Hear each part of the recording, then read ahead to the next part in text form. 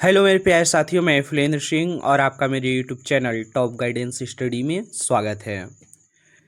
प्यारे साथियों, आज हम लोग कक्षा 10वीं एनसीईआरटी का एक महत्वपूर्ण चैप्टर देखने वाले हैं जिसका नाम है प्रकाश, परावर्तन और अपवर्तन। वीडियो में आगे बढ़ने से पहले यदि आपने इस वीडियो को लाइक नहीं किया है तो वीडियो को लाइक कर लीजिए। साथ ही साथ अगर आप चैनल पर नए हैं तो चैनल को सब्सक्राइब करके एक प्यारा सा कमेंट्स अवश्य दीजिए ताकि हमारे आने वाले सारे वीडियो का नोटिफिकेशन आप तक आसानी से पहुंच सके। तो प्यारे साथियों, चलते हैं, देखते हैं कि प्रकाश क्या है। प्रकाश ऊर्जा का वह रूप है जो वस्तुओं को देखने में हमारे आँखों को सहायता करती है। यानी कि प्रकाश एक ऊर्जा है जो वस्तुओं को देखने में सहायता करती है। ये देखिएगा, जो प्रकाश है ये स्वयं तो दिखाई नहीं देती है, यह स्वयं दिखाई नहीं देती है, परंतु इससे प्रकाशित वस्तुएं दिखाई देती हैं। ठीक है। नेक्स्ट है प्रकाश के गुण। जो प्रकाश के गुण हैं उसमें से हम पहला गुण देखेंगे। प्रकाश सरल रेखा में गमन करती है। और नेक्स्ट है प्रकाश विद्युत तरंगों के रूप में चलती है। प्रकाश स्वयं दिखाई नहीं देती बल्कि इससे प्रकाशित वस्तुएं दिखाई देती हैं। नेक्स्ट है हमारा प्रकाश निर्वात में चल सकता है। कहाँ चल सकता है? निर्वात में। यहाँ तक मैं आवाज़ यानी साउंड की बात करूँ तो साउंड निर्वात में नहीं चल सकता है। ठीक है। इसकी चाल निर्वात में कितनी होती है? 3 × 10⁸ मीटर पर सेकेंड होती है। नेक्स्ट, प्रकाश पारदर्शी माध्यम से गुजरता है। किससे गुजरता है? पारदर्शी माध्यम से। पारदर्शी माध्यम यानी कि वह माध्यम जिससे आर पार देखा जा सके। ठीक है। आगे है चिकने सतह पर प्रकाश का परावर्तन होता है। जब प्रकाश एक माध्यम से दूसरे माध्यम में जाता है तो वह अपने मार्ग से क्या हो जाता है? विचलित हो जाती है, जिसे हम अपवर्तन कहते हैं। तो आप लोग यहाँ पे परावर्तन भी पढ़ लिए और अपवर्तन भी पढ़ लिए। चलिए देखते हैं कि प्रकाश का परावर्तन होता क्या है। देखिए यहाँ पे प्रकाश का परावर्तन है, इसको हम लोग समझ लेते हैं कि ये होता क्या है। ये जब प्रकाश की किरणें किसी चिकने सतह पर टकराती हैं या परावर्तक तल से टकराती हैं तो वह उसी मार्ग में क्या हो जाती हैं? वापस हो जाती है, जिसे हम क्या कहते हैं? प्रकाश का परावर्तन कहते हैं। इसको मैं समझाऊं यहाँ पे चित्र बना के। तो देखिए, ये कोई मान के चलिए परावर्तक तल है। ओके, एक मिनट। यहाँ पे क्या है? कोई परावर्तक तल है। मान के चलिए यहाँ से अपवर्तित किरण आई, यहाँ से टकराने के बाद ये इसी दिशा में वापस चली जाती है ना। तो इसे हम लोग क्या कहते हैं? प्रकाश का परावर्तन कहते हैं। और यहाँ पे ऐसे अभिलंब डाल लेते हैं। ठीक।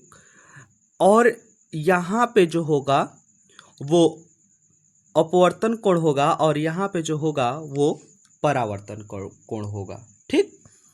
नेक्स्ट, प्रकाश परावर्तन के नियम। चलिए देख लेते हैं। प्रकाश परावर्तन के 2 नियम होते हैं। कौन कौन से? कि अपवर्तन कोण परावर्तन कोण के बराबर होगा, यानी कि ये जो है कोण आर के क्या होगा? बराबर होगा। तो इस प्रकार से हम यहाँ पे लिख देंगे कि कोण आई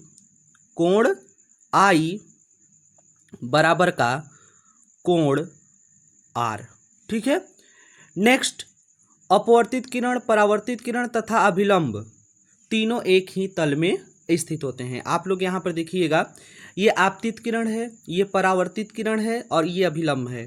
तीनों एक ही तल में हैं। तो इसे हम कहेंगे आपतित किरण, परावर्तित किरण तथा अभिलंब तीनों एक ही तल में स्थित होते हैं और कोण आई बराबर का कोण आर। नेक्स्ट है दर्पण। दर्पण क्या है? ठीक। वह परावर्तक तल जिसके एक सतह पर कलई की जाती है, एक सतह पर कलई की जाती है, कलई मतलब कि पॉलिश, ठीक है, तथा दूसरी सतह पर सामने रखी वस्तु का प्रतिबिंब बनता है, दर्पण कहलाता है। ठीक, आप लोग घर में देखे होंगे, है ना, जिसमें हम सामान्यतः अपना चेहरा देखते हैं, वो क्या कहलाता है, दर्पण कहलाता है। तो हम उस प्रकार से थोड़ी ना लिख सकते हैं कि जिसमें हम अपना चेहरा देखते हैं उसे हम दर्पण कहते हैं, नहीं, आपको बढ़िया से इसकी डिफिनेशन लिखना है। ठीक, नेक्स्ट अगर मैं बात करूं तो यहाँ पे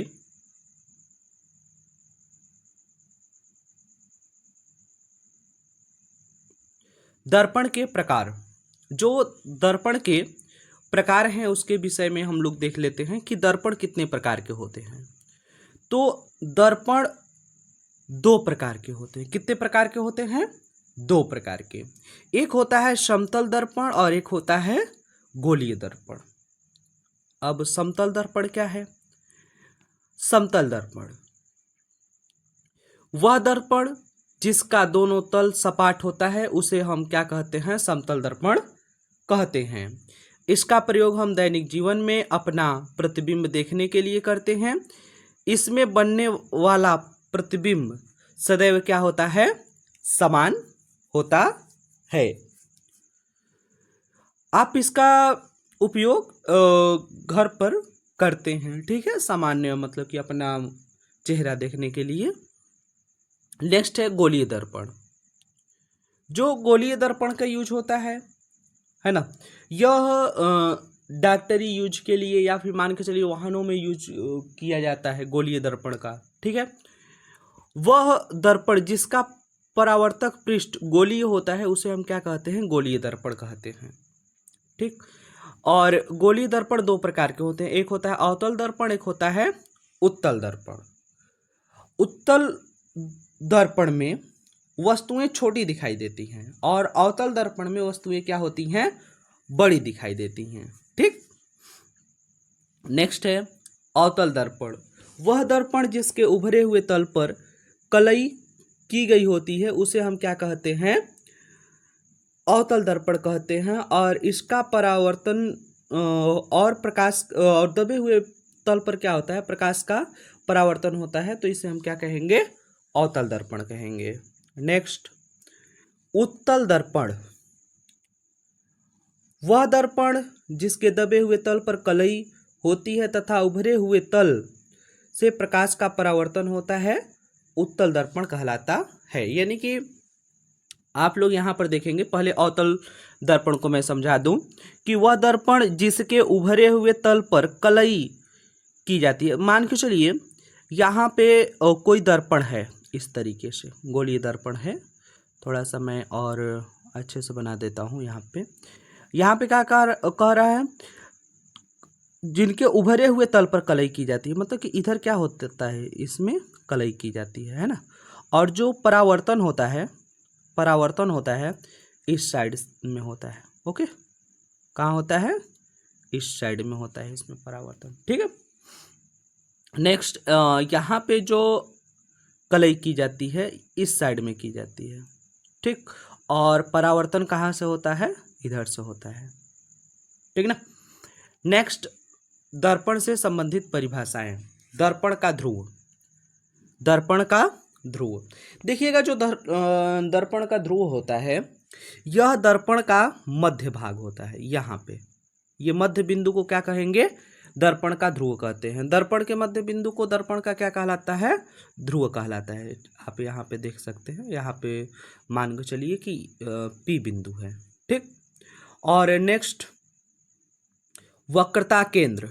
वक्रता केंद्र गोलीय दर्पण जिस गोले का भाग होता है, मान के चलिए ये गोला है ना, इसका ये भाग हो गया, तो इससे मैं क्या कर लिया? एक गोलीय दर्पण निकाल लिया, तो यही जो केंद्र होगा इसका, वही क्या कहलाएगा? वक्रता केंद्र कहलाएगा। अब देखिएगा वक्रता त्रिज्या। वक्रता त्रिज्या जो होगी, है ना, वक्रता केंद्र तथा ध्रुव के बीच की दूरी को हम क्या कहेंगे? वक्रता त्रिज्या का कहते हैं। तो एक हेडिंग मुझसे स्लाइड में छूट गया है, आप लोग लिख लीजिएगा, वक्रता त्रिज्या। तो वक्रता त्रिज्या यानी कि वक्रता केंद्र तथा ध्रुव के बीच की दूरी को हम क्या कहेंगे? वक्रता त्रिज्या कहेंगे। नेक्स्ट है मुख्य अक्ष। मुख्य अक्ष वक्रता केंद्र तथा दर्पण के ध्रुव को मिलाने वाली सरल रेखा को हम क्या कहेंगे? मुख्य अक्ष कहते हैं। वक्रता केंद्र तथा ध्रुव को मिलाने वाली रेखा को हम क्या कहेंगे? मुख्य अक्ष कहेंगे। देखिएगा यहाँ पे मान के चलिए वक्रता केंद्र है और यहाँ पे पोल है यानी कि ध्रुव है, दोनों को इसे जोड़ दिए, तो ये वाली जो रेखा होगी वो कौन सी रेखा होगी? मुख्य अक्ष हो जाएगी। ठीक। नेक्स्ट मुख्य फोकस। जो मुख्य फोकस होगा वह देखते हैं क्या चीज होगा?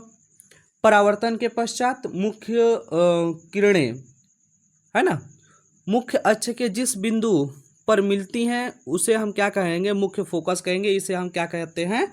एफ से प्रदर्शित करते हैं। ठीक। नेक्स्ट है फोकस दूरी। फोकस दूरी, मुख्य फोकस तथा ध्रुव के बीच की दूरी को हम क्या कहते हैं? फोकस दूरी कहते हैं। आगे अवतल दर्पण द्वारा प्रतिबिंब का बनना, इसको हम नेक्स्ट वीडियो में लाएंगे।